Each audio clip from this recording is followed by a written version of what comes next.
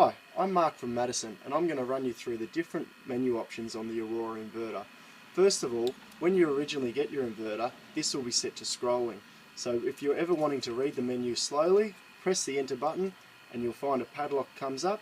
That way it'll stay locked on the screen until you press the arrows up or down. Now I'll go back to the start and read you through. So first of all, we've got the inverter saying that it's okay, the time, the date and the day. Next one tells us the type of inverter it is, so it's an outdoor unit, and the product number. Here we have the serial number and also the firmware release.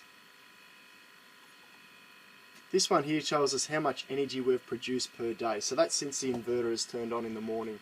The next one converts that to a dollars amount based on the feed-in tariff given to you by your retailer. Next we see the energy total. This is like the odometer on your car. This is the total amount in kilowatt hours that the inverter has actually produced.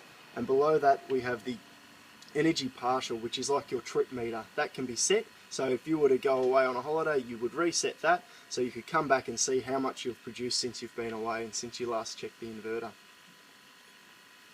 This one here is a power out. So this is showing us what is going out of the inverter onto the grid. And down the bottom is the temperature of the inverter. Next we have the peak. So this is the most the inverter has ever produced, which is 4,968 watts. And below that we have the peak per day. Because it's only in the morning when I'm recording this, it's showing us that we've produced 3,264 watts maximum. The next one is saying the voltage of the grid. So the voltage of the grid at the moment is 256 volts, and that will fluctuate up and down. Down the bottom will show us the grid average based on over a 10-minute period. Next we have the amount of current that is flowing out to the grid, which is 12.5 amps, and the frequency of the grid, which is 50 Hz, which is required to run all your appliances in Australia. Next, because we have a dual array, we've got a voltage in 1. It's a dual tracker, so therefore we've got a split array. So on the voltage in on the first array we've got 254 volts and 6.6 amps. The next one we've got on the second array, we've got 258 volts and 6.5 amps. Now it tells us the power coming off each array. So the first array is producing 1,692 and the bottom one is producing 1,690 watts. They're obviously fluctuating up and down with the daylight and the sunlight on the panels. Last one we have the resistive ohm. So this here is basically showing us a insulation resistance test.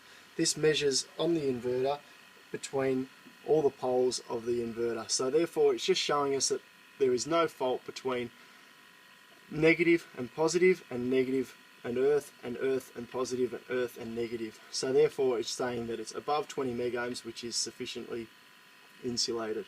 Down below we've got an I leak, which stands for current leakage. This can go up to 200 milliamps before we have any issues arising. And then we're back to the start. Thank you.